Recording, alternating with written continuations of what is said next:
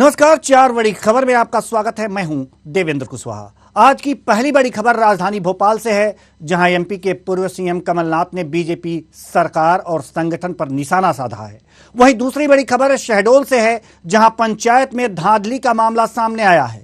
तीसरी बड़ी खबर में हम बात करेंगे यूपी बोर्ड के टाइम टेबल को लेकर, जो कि देर रात जारी हो चुका है। चौथी और आखिरी बड़ी खबर खंडवा से है, जहां कोलकाता ने एक सिमी के आतंकी को गिरफ्तार किया है। तो आइए शुरू करते हैं चार बड़ी खबरें।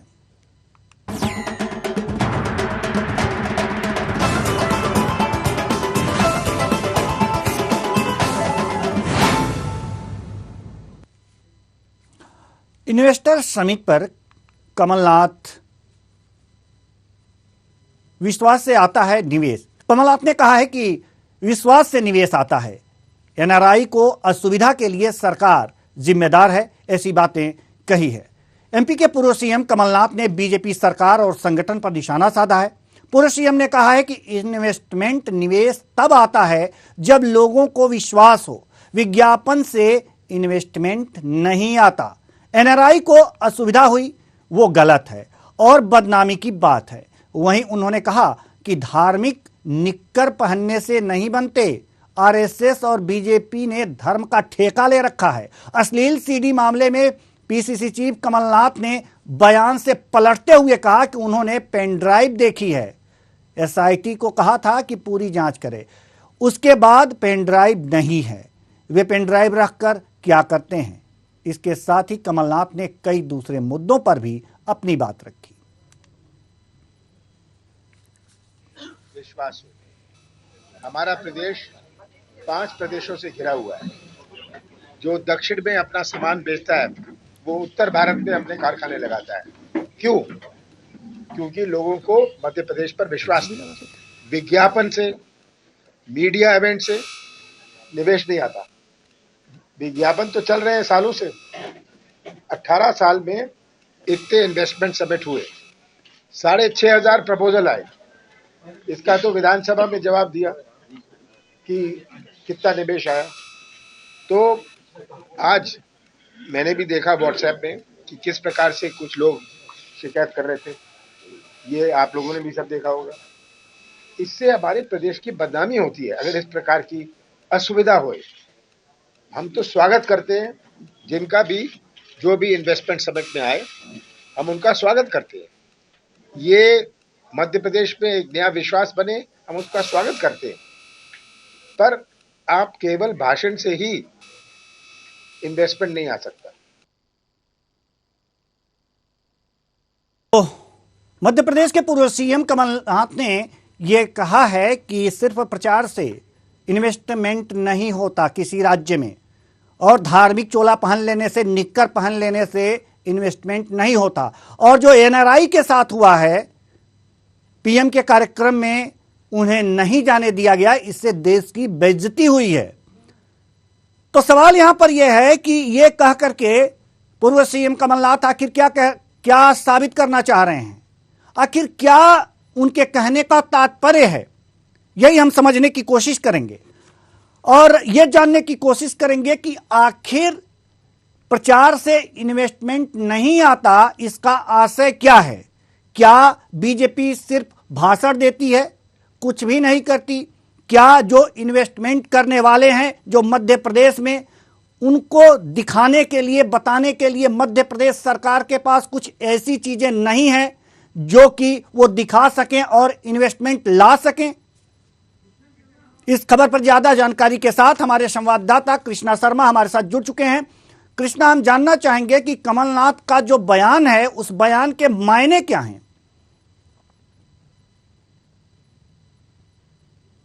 बिल्कुल देवेंद्र जी, जिस तरह से आज पूर्व सीएम कमलनाथ ने बीजेपी सरकार पर निशाना साधा है, क्योंकि मध्य प्रदेश के इंदौर शहर में अप्रवासी भारतीयों का जो सम्मेलन चल रहा है, उसमें कहीं ना कहीं जो शिकायतें आ रही हैं एनआरआई की, उनका जिक्र उन्होंने किया है कि जिस तरह से एनआरआई को असुविधा हो रही है उसके लिए सरकार जिम्मेदार है। और ऐसी असुविधा में अप्रवासी भारतीयों को मध्य प्रदेश बुलाना कहीं ना कहीं सरकार का एक बड़ा मध्य प्रदेश को जो नाम है उस पर धब्बा लगाने जैसा है। क्योंकि जो इन्वेस्टमेंट मीट होने वाली है इन्वेस्टर मीट की, वो कहीं ना कहीं विश्वास से इन्वेस्ट होगा। और यदि मध्य प्रदेश में इन्वेस्टमेंटरों का जो इन्वेस्ट करने वाले हैं उनका विश्वास ही नहीं रहेगा तो कैसे इन्वेस्ट करेंगे। ये सारे आरोप उन्होंने बीजेपी सरकार पर लगाए हैं कि इतने इन्वेस्टर मीट हो चुकी है, अभी तक इन्वेस्टमेंट क्यों नहीं हुआ है मध्य प्रदेश में। ये लगातार कांग्रेस का आरोप रहा है बीजेपी पर। नहीं और उनका कृष्णा, आरोप हम है ये जानना चाहेंगे आपसे कि जैसा कि कमलनाथ जी ने कहा है कि एनआरआई को पीएम के कार्यक्रम में न जाने देने से यह बेइज्जती हुई है। वास्तव में बेइज्जती हुई है, थोड़ी बहुत बेइज्जती तो हुई है, ये हम कह सकते हैं। लेकिन क्या इससे पूरे एनआरआई का ये जो मध्य प्रदेश सरकार है विश्वास खो देगी, ऐसा कहना है, ऐसा मानना है पूर्व सीएम कमलनाथ का? देखिए, विपक्ष के अपने तर्क हो सकते हैं, लेकिन सरकार का एक प्रोटोकॉल होता है और प्रोटोकॉल के हिसाब से ही वह अपना काम करती है। हालांकि विपक्ष जरूर यह आरोप लगा रही है, लेकिन सरकार का कहना है, जो बीजेपी के बयान आए हैं, उन्होंने कहा कि जो प्रोटोकॉल में था, जो पूर्व निर्धारित था, उसी के अनुसार कार्यक्रम किया गया है, कोई नई बात नहीं है। और विपक्ष का काम है आरोप लगाना, वो आरोप लगा रही है। लेकिन जो अप्रवासी भारतीय है, इससे कोई भी दुखी नहीं है। एक आध हल्की फुल्की यदि कहीं से कुछ शिकायतें आई होंगी तो उनको मना लिया जाएगा, और जो प्रोटोकॉल रहता प्रधानमंत्री का उसी के अनुसार कार्यक्रम किया गया है। जी, बहुत बहुत धन्यवाद कृष्णा शर्मा इस तमाम जानकारी के लिए। तो सवाल यहां पर यह है कि एनआरआई को जगह नहीं मिली प्रधानमंत्री के कार्यक्रम में, तो एनआरआई महोदय भड़क गए। हालांकि सरकार यह कह रही है कि उन्हें मना लिया जाएगा, यह बहुत बड़ी बात नहीं है, प्रोटोकॉल के अनुसार काम हुआ है। लेकिन यहां पर जो पूर्व सीएम कमलनाथ का बयान आया है, उससे यही मतलब लगाया जा सकता है कि कहीं ना कहीं यह विश्वास खो देगी सरकार और जो इन्वेस्ट आने वाला है वो नहीं होगा। रुक करते हैं दूसरी बड़ी खबर की ओर। मध्य प्रदेश के शहडोल में पंचायती राज व्यवस्था की धज्जियां उड़ती नजर आ रही हैं। हम बात कर रहे हैं शहडोल जिले के धुम्माडोल ग्राम पंचायत की, जहां ग्राम पंचायत के सचिव और रोजगार सचिव पंचायत में धांधली कर रहे हैं। सरकार चाहे जितने भी दावे कर ले, पर ना अधिकारी सुधर सकते हैं, ना ये ग्राम पंचायत के कर्मचारी। कई मामले में ग्राम पंचायतों में उजागर हो रहे हैं घोटाले, पर अभी तक सरकार की आंख नहीं खुली है। वहीं कुछ दिन पहले ही प्रदेश के मुखिया ने अधिकारियों को चेतावनी दी थी कि खबरें प्रकाशन होने के बाद तत्काल जांच की जाए, पर विकास के नाम पर हो रहे भ्रष्टाचार में लिप्त अधिकारी आंखें मूंदे बैठे हैं। मामला फिर एक बार जनपद पंचायत बुढ़ार के ग्राम पंचायत धुम्माडोल से उजागर हुआ है, जहां लावारिस अवस्था में ग्राम पंचायत पड़ा हुआ है और हितग्राही दर दर की ठोकरें खा रहे हैं। आखिर कौन है इसका जिम्मेदार, क्योंकि इस पंचायत में कोई कर्मचारी नहीं है और हितग्राही भटकते हुए नजर आ रहे हैं। और कितने दिन से नहीं आ रहे हैं कर्मचारी? हो गए, जब छुट्टी रहे इतवार के ही, बाकी समय अभी तो देख रहे हो सर, मैं तो यहाँ देख रहा हूँ जनता पब्लिक मेरे भटक रहे हैं। इसलिए मैं अब क्या बताऊँ, मैं बोलता हूँ तो कहते हैं कि नेतागिरी करते हैं, वो करते हैं, मैं अब क्या करूँ। कौन बोलता है सर? है, अरे रोजगार सहायक बोलता है, गांव के नागरिक लोग बोलते हैं कि ये तुम लोग गलत कर रहे हो। जो हम जा के मौके पर देख रहे हैं ना, सड़क बने हैं, वहाँ का बिल लगाया है, फालतू तालाब का वैसा किया गया है, सब घोटाला किया गया है। इसलिए हमने पहल भी की है, आपको याद है, आपको आशीर्वाद तो बुलाया गया भी है नहीं? ये है भाई जागरूक, ताकि हमारा आंखों के शासन के आंखों से धूल झुकाया जा रहा है। हम लोगों का ऐसे ठुटकार रहे हैं। 3 दिन हो रहा है। 3 दिन रोजगार सहायक वगैरह कोई नहीं मिलते? नहीं मिलता है, बुलाया था वो बाद में नहीं मिलता है। तो क्या कागज लेके आई हैं आप? मृत्यु प्रमाण पत्र। मृत्यु प्रमाण पत्र अभी तक काम नहीं हुआ आपका? नहीं हुआ। अच्छा, आपने इसकी जानकारी और किसी को दी कि हमारा काम नहीं हो रहा है पंचायत में? दिया था ना, रोजगार सहायक को दिया था। तो नहीं आ रहे हैं? नहीं आ रहा, वो बोला कि कागज लेके आना, हम कागज लेकर 3 बार हो गया थे, काम नहीं हो रहा। तो शहडोल में एक ग्राम पंचायत है जहां पर धज्जियां उड़ाई जा रही हैं पंचायती राज की। पंचायत में भ्रष्टाचार का बोलबाला है। इस पर तमाम जानकारी दे रहे हैं हमारे संवाददाता पंकज राव। पंकज राव, पूरा मामला क्या है? देवेंद्र जी, मैं बताना चाहूँ, ये मामला जनपद पंचायत बुढ़ार का पहला मामला नहीं है। इस प्रकार के रोज कई मामले उजागर हो रहे हैं, मगर फिर भी न सरकार सुन रही है, ना ही जिला प्रशासन सुन रहा है। क्योंकि ये जो मामला है, ये कि नया मामला आया है ग्राम पंचायत धुम्मा डोल। मैं आपको बताना चाहूँ, जनपद पंचायत बुढ़ार के ग्राम पंचायत धुम्मा डोल में फिर एक नया मामला उजागर हुआ है, जहां पर ये लावारिस की तरह ग्राम पंचायत पड़ी हुई है। ग्रामीण जन अपने काम के लिए पंचायत तो आ रहे हैं, मगर उन्हें जो सुविधा मिलनी चाहिए वो सुविधा नहीं मिल पा रही है। जी देवेंद्र जी, क्या क्या सुविधाएं नहीं उपलब्ध करा पा रही है ग्राम पंचायत, और भ्रष्टाचार किस प्रकार का हो रहा है? किन किन योजनाओं में भ्रष्टाचार देखने को मिला है, और ये उजागर कैसे हुआ? सचिव थे जिनके मामले की अगर मैं बात करूं तो कई लाख रुपए के मामले हैं। यहाँ पर इतना बड़े फर्जी कार्य किए गए हैं, इतना बड़ा घोटाला हुआ है कि जांच में भी आंच कहा जाता है, एक शब्द की जांच में आंच। उस प्रकार अधिकारियों ने इसे पूरी तरह से दबा दिया। पहले बार तो यहाँ विकास कार्य के नाम में कई लाख रुपए का गमन किए गए, मगर आज भी वो जांच के नाम में फाइल दबी हुई है। जो भी बातें आप कह रहे हैं पंकज राव, जो भी बातें आप कह रहे हैं वो ऑथेंटिक प्रतीत नहीं हो रही हैं। क्या आपके पास कोई ठोस जानकारी है? क्या आपके पास कुछ ऐसे डॉक्यूमेंट्स हैं कि लाखों के नहीं, आप मेरी बात सुन लीजिए, पहले मेरी बात सुनिए, उसके बाद आप कोई बात कीजिए। क्या आपके पास कोई ऐसे ठोस डॉक्यूमेंट हैं, कोई प्रमाण हैं कि आप ग्राम पंचायत पर सीधे सीधे आरोप लगा रहे हैं? जी जी, बिल्कुल बिल्कुल देवेंद्र जी, मेरे पास बिल्कुल ठोस सबूत है, पूरे कागज है मेरे पास में, जो कि वहां पर 327 मीटर की एक रोड बननी थी, वो कागजों में तो बन गई, हकीकत में मैं आज स्वयं वहां पर जाकर के देखा, जो कि आज हकीकत में वहां पर कुछ भी नहीं है, ना कोई रोड बनी है, ना कुछ भी वहां पर है। कई मीनाक्षी तालाब है जहां पिचिंग करनी चाहिए, शासन के कई निर्देश होते हैं, कई यानी कि उसके टेक्नोलॉजी काम होते हैं, उन्हें भी छोड़ करके वहां पर कई लाख रुपए के फर्जीवाड़े किए गए। आप देख रहे हैं कि एक ऐसा पंचायत है ये जहां पर ना सचिव है, ना कोई वहां पर प्यून है, ना ही रोजगार सहायक है। वो गए तो गए कहां? आखिरकार जनता तो आ रही है, जनता आ रही है, आखिर जनता जाए तो जाए कहां पर? जो कि वहां के लोगों का क्या कुछ कहना है? आप उस ग्राम पंचायत में गए होंगे, लोगों से बात किए होंगे। सरकार भी नहीं सुन रही, प्रशासन नहीं सुन रहा है। पंकज राव, आप उस ग्राम पंचायत में गए होंगे, लोगों से बात की होगी, लोगों का क्या कुछ कहना है? अक्सर देखा जाता है कि गांव दो भागों में बटा होता है, दो पार्टियां होती हैं, चुनावी रंजिश से भी इस तरह के आरोप लगाए जाते हैं। तो वहां के लोगों का, स्थानीय लोगों का क्या कुछ कहना है, और उसमें क्या क्या सत्यता निकल करके सामने आई? वहां पर ग्रामीणों का साफ कहना है कि यहाँ पर ना सचिव आते हैं, ना रोजगार सहायक आते हैं, और वहां पर एक देख रहे, एक महिला आई हुई है मृत्यु प्रमाण पत्र बनवाने के लिए, मृत्यु प्रमाण पत्र का आवेदन लेकर के, जिसने स्वयं ये कह रही है कि मैं आज 4 दिन से आ रही हूं, मगर यहाँ पर कोई नहीं मिलता। आखिरकार 4 दिन से रोजगार सहायक सचिव कर्मचारी गए तो गए कहां?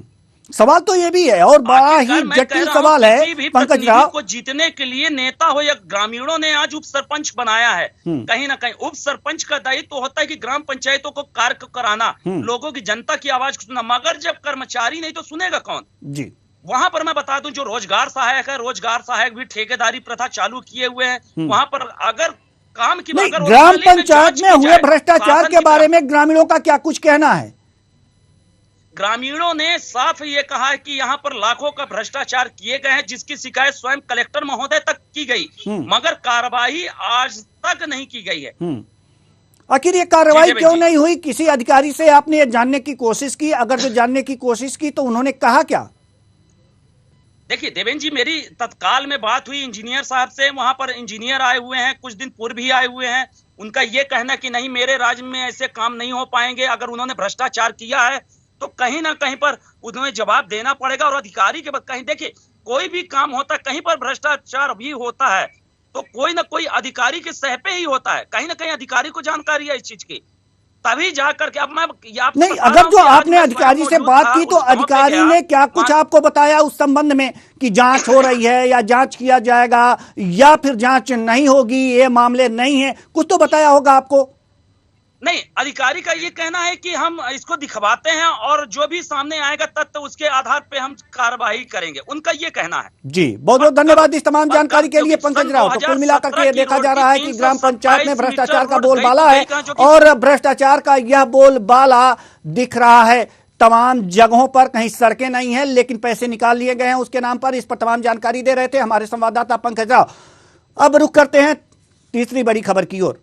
यूपी बोर्ड के 10वीं 12वीं के एग्जाम 16 फरवरी से 4 मार्च तक होंगे। प्रदेश में एग्जाम के लिए 8,752 सेंटर बनाए गए हैं। हाई स्कूल में करीब 31 लाख और इंटर में करीब 27 लाख परीक्षार्थी रजिस्टर्ड हैं। बोर्ड ने सभी तैयारियां पूरी कर ली हैं। बोर्ड ने देर रात परीक्षा का टाइम टेबल भी जारी कर दिया है। इस बार रिकॉर्ड समय में परीक्षाएं कराई जाएंगी। हाई स्कूल की परीक्षा 3 मार्च और इंटर की 4 मार्च तक चलेंगी, यानी कि 13 कार्य दिवस पर हाई स्कूल और 14 कार्य दिवसों पर इंटर की परीक्षाएं होंगी। परीक्षाएं 2 शिफ्ट में होंगी। पहली सुबह 8 से 11:15 बजे तक और दूसरी दोपहर 2 से 5:15 बजे तक होगी। 8 मार्च को होली का पर्व है, यानी होली से पहले ही यूपी बोर्ड के एग्जाम खत्म हो जाएंगे। वहीं सीबीएसई की 10वीं और 12वीं की परीक्षा 15 फरवरी से प्रस्तावित है। माध्यमिक शिक्षा राज्य मंत्री गुलाब देवी ने बताया है कि परीक्षाओं को नकल विहीन बनाने की तैयारियां की गई हैं। परीक्षाओं के समय नियमित रूप से मॉनिटरिंग की जाएगी। इस खबर पर ज्यादा जानकारी के साथ हमारे संवाददाता शाहिद सिद्दीकी हमारे साथ जुड़ चुके हैं। जी शाहिद, हम आपसे जानना चाहेंगे कि आखिर स्थितियां क्या है। यूपी बोर्ड के परीक्षाओं के समय सारणी आप प्रकाशित कर दी गई है और जो परीक्षार्थी हैं वो अब पूरी तन्मयता से अपने परीक्षाओं की तैयारी में जुट जाएंगे। क्या तैयारियां हैं प्रशासन की नकल विहीन परीक्षा कराने की? सबसे पहले तो आप इस पे प्रकाश डालिए। देखिए दिवेन जी, आपको बताना चाहेंगे कि उत्तर प्रदेश की सरकार लगातार कानून व्यवस्था को दुरुस्त कर रही है और नकल विहीन परीक्षा हो, इस पे लगातार जब से मुख्यमंत्री योगी आदित्यनाथ बने हैं उस पे पूरा ध्यान दिया जा रहा है।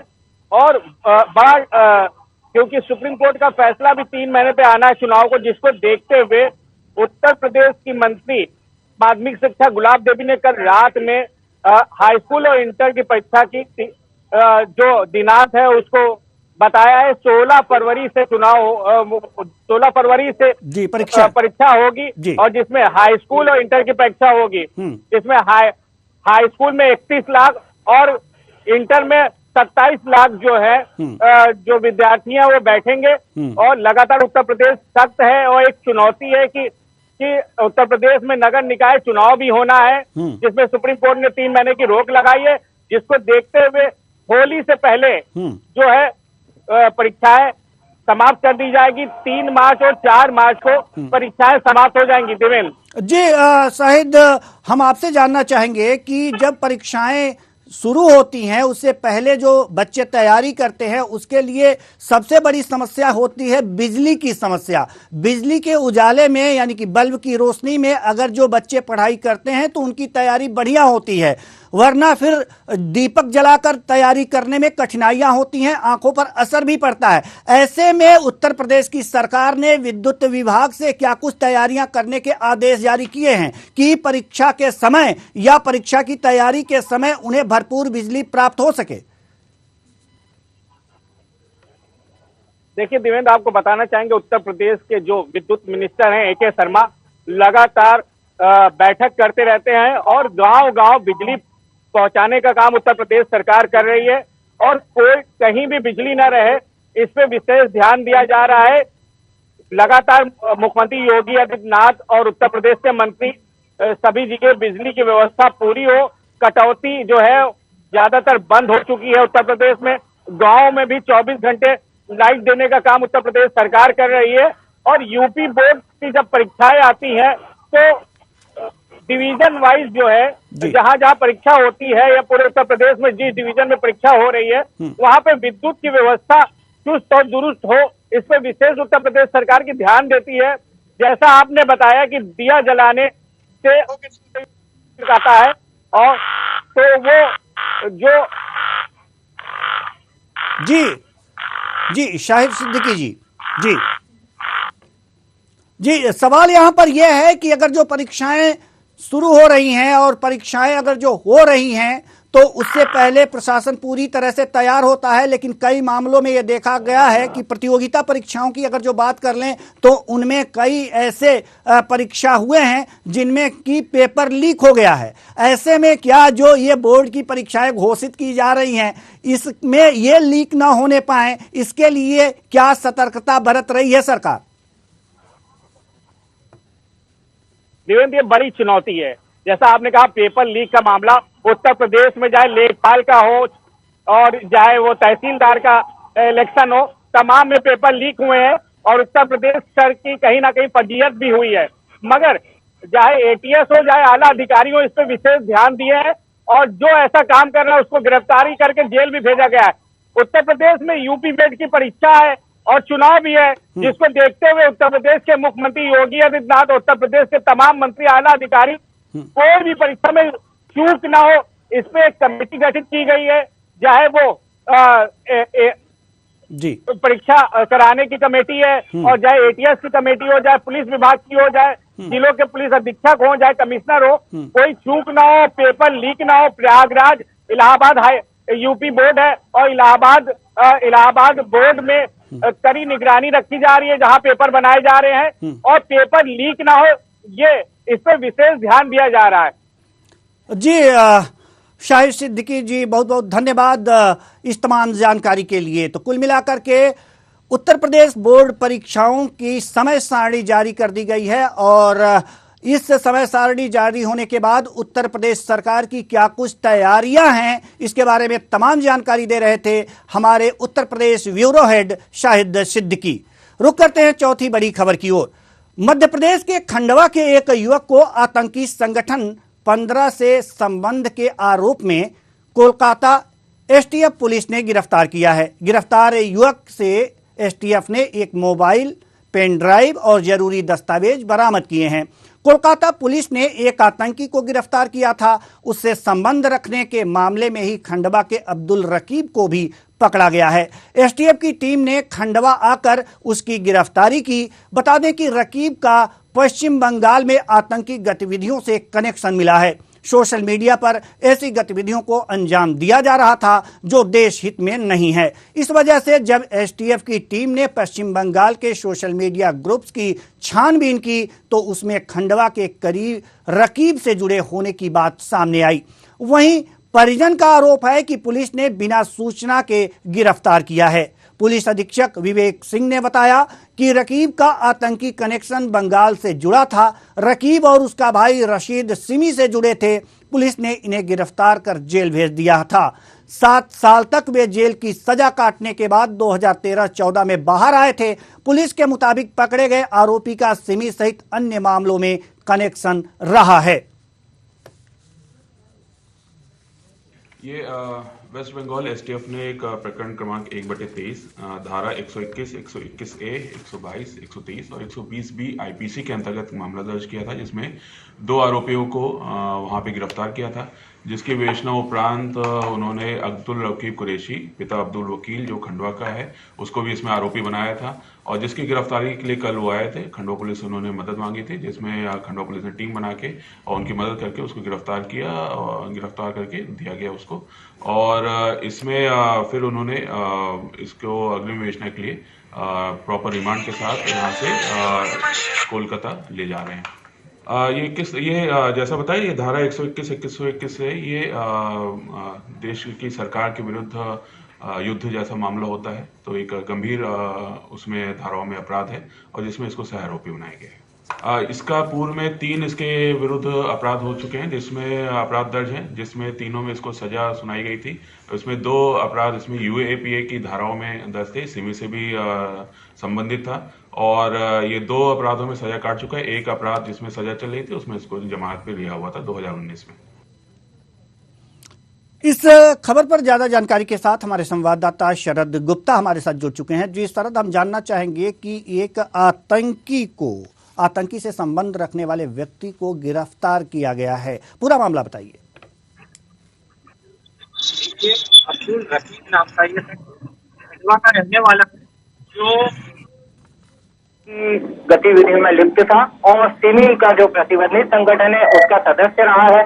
वहीं इसे सोमवार को कोलकाता की स्पेशल टास्क फोर्स की टीम ने खंडवा के कोतवाली थाने में अपनी आमद दर्ज की थी और वहीं से उन्होंने इस अब्दुल रकीब के घर घासपुरा में पहुंची थी इसे गिरफ्तार करने के लिए, लेकिन ये वहां नहीं मिला तो इसे घासपुरा के ही एक मदरसे में नमाज पढ़ने के बाद गिरफ्तार किया गया था।